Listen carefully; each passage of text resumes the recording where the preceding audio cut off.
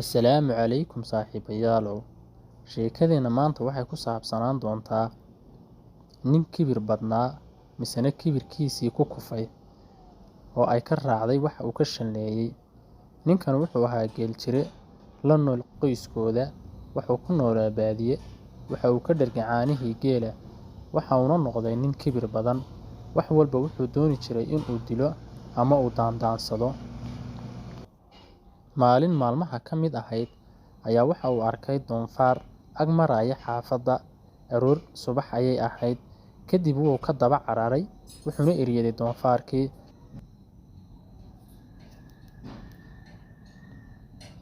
Ilaa doonfaarkii uu gaadhay godkiisii. Doonfaarkii markii uu orod ku galay godkiisii, ninkii godkii kagama hadhin ee kibir awgeed waa ka daba galay. Markuu ka daba galay, doonfaarkii ma uu arkaynin, wuxuu is yidhi gudaha horuu galay ka soo saar.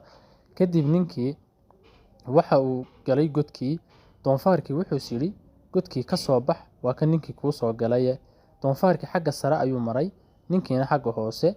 Ninkii kibirka badnaa waxa lagu qabtay dhulka, waxaana xoog ugu cadaadiyay doonfaarku dhulka isagoo doonaya inuu doonfaarku ka soo baxo meesha. Kadib ninkii meeshu waa ku caburay.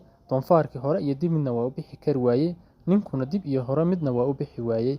Saacado dhan ayaa uu ninkaasi meesha ku rafaadsanaa, ilaa xaafaddii ka soo daba carartay oo ay eegeen meesha uu ka dhacay, ilaa ay soo gaadheen ninkii kibirsanaa ee kibirka badnaa oo beerka u jiifa god oo cagihiisina ka soo jeedaan. Kadib waa laga soo jiiday, ninkii sakaraad ayuu ahaa. Kadib ninkii waa la dhayay, wuxuuna ku kacay dirqi.